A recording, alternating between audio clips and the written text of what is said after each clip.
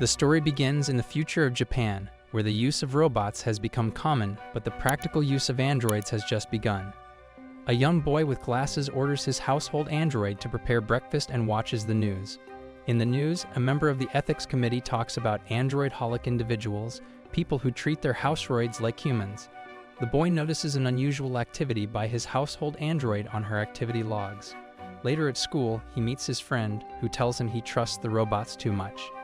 Afterward, they go out, and he tells him that his android has been acting weirdly and took a detour on its own yesterday.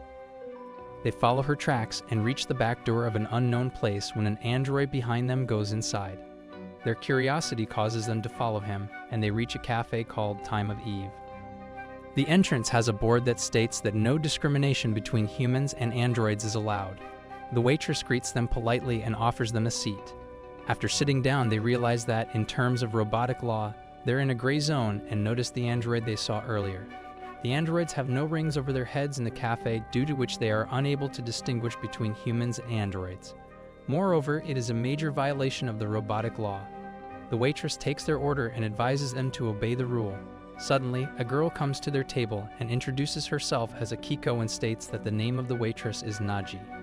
The boys introduce themselves as Riku and Misaki. However, Riku asks her if she has ever seen a female android here. Naji gets offended and tells him he broke the rule. However, Akiko defends him. Misaki believes she's an android-holic and decides to test it. She returns and he tells her he doesn't have an android at home, which is unusual. He asks her if she has one at home, and she replies positively. She further states that humans and androids are like family to her, but inside they're completely different. Moreover, they look alike, and she wants to understand them better. The next day at school, they find out that Akiko is the android of one of the students, which shocked them. Later, Riku notices that the coffee made by his android has the same taste as cafe's coffee. He gets shocked and questions why she's acting independently. Riku believes his android went to the cafe, but she replies negatively. On the news, the same man states that household androids are emotionless and that sympathizing with them is useless. Later, Riku tells Misaki he might be wrong about Sammy. However, Misaki believes she's lying. He tells him to recite the 3 laws of robotics, and he states the first law is to not harm humans. The second law states that they obey orders given by humans as long as they don't contradict the first law. The third law states to protect yourself, and Misaki tells him no law says don't tell lies. To find the truth, they visit the cafe and decide to stay till dinner to wait for Sammy. Suddenly, Riku notices a child named Chi and an old man named Shimi, her guardian. They interact with him, and Riku believes both of them are humans. Later, Akiko arrives, and Riku leaves to meet her, leaving Misaki with Satoru. Chi steals his glasses and runs away, and Satoru interacts with Misaki. Suddenly, Satoru leaves and Misaki follows him, but finds out that the door locks for a while after someone leaves. Later, Misaki has already left, and Naji is talking to another customer. Meanwhile, Riku realizes that androids lie about themselves, and Shimi tells him everyone keeps secrets for their benefit. He retrieves his glasses from Naji and discovers that the customer she was talking with is Sammy. Naji calms him down after Sammy runs away and tells him Sammy is confused. She advises him to respect her feelings, and when the door opens, he decides not to chase her. Later, at home, he praises her coffee, and Satoru informs Dr. Ishimori about the activities of the cafe. Riku and Misaki decide to have lunch at the cafe, and Riku tells Naji that Misaki's an honors student. Later, Riku ogles at Rina's breasts, and Naji sets them up with her and Koji. After the introduction, Riku again ogles at her, and Koji informs them that they will visit the cafe separately. However, Riku checks out his camera and accidentally pops up his photos openly. Suddenly, Rina notices his picture sleeping with another woman, and her leg starts shaking instantly. Koji calms her down, but she leaves, and Riku decides to console her. He secretly observes her and discovers she is an android. However, she informs him that she injured herself while protecting her master, Mr. X.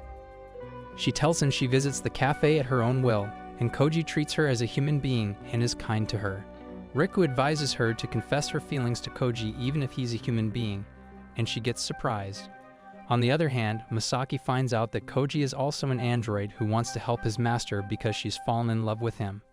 He's using Rina to help him understand his master's needs and requests that Misaki keep it a secret. Suddenly, Rina and Riku arrive, and he takes Misaki to sit somewhere else. Later, they get shocked by the truth and conclude that Koji and Rina are androids who are in love with one another.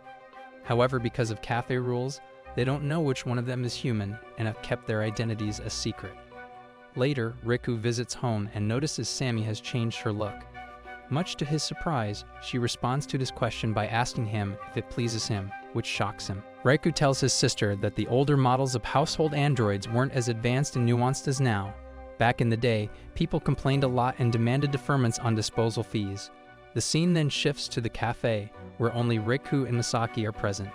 Naji goes away to get something, and suddenly, an older household android, an LHU model, enters the cafe and sits with them. They introduce themselves, and the android, despite multiple attempts, fails to describe its name.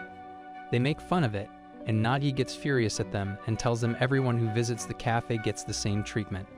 She asks for its order, and it orders coffee, but Riku and Misaki get afraid it might blast itself by drinking coffee. The android picks up the cup, but Riku interrupts and asks about its age. It tells them it's 8 years old, but Riku notices its logic and rules conflict. It begins to emit smoke, but Riku and Misaki manage to keep it under control. It informs them that it works in childcare and takes a sip of coffee, but nothing happens. It swallows the coffee through a pipe to its radiator, which relieves them. Suddenly, Chi upsets it again, and its logic circuit crashes. Chi removes its foot, but Riku fixes it again. Later, it informs Riku, Misaki, and Nagi that it used to look after a child, but as the child grew up, it was no longer needed. The child gave it the name Kataran, but it fails to remember anything about the child.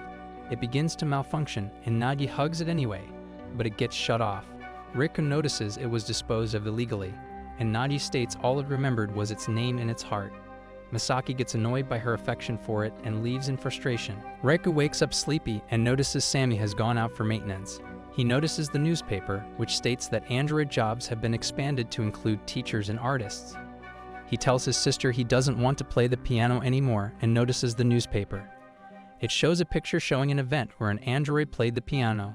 Later, Misaki shows him a file of an android that was made to be a human being's father. He tells him the Ethic Committee plans on using them in the future and leaves. Nevertheless, Riku visits the cafe alone but feels annoyed due to sleep deprivation. Chi tells him that Shame is her foster parent, which shocks him, and Akiko takes her away. Later, still annoyed, Riku meets others and accidentally upsets Chi. Consequently, he gets into an argument with Satoru over hurting others and frustratingly walks away. Rina tries to console him, but he ignores her and lies down. The scene then shifts to a flashback, where Misaki encourages him to pursue his love of playing the piano. He wakes up and observes that Sammy is playing the piano. He notices a cloth that states, "Are you enjoying the time of Eve?" and recalls all his happy memories of the cafe. He thanks Naji and begins to play the piano. After playing it, he notices that Shame has returned and he praises his skill. Satoru tells him to take Chi with him, and he tells him he cannot do that. Riku doubts if Shame is the father android and notices that Sammy has already left. Misaki enters his house and observes an android. During Misaki's childhood, his parents got divorced, and he used his android as an emotional support, but his father overheard their conversation. The next morning, his father tells him that their android, Tex, has stopped working, which breaks his heart. However, at present, his father is a member of the Ethics Committee. He presents a report of the places where there's been excessive human-robot interaction. He plans to narrow down these places and perform a full investigation.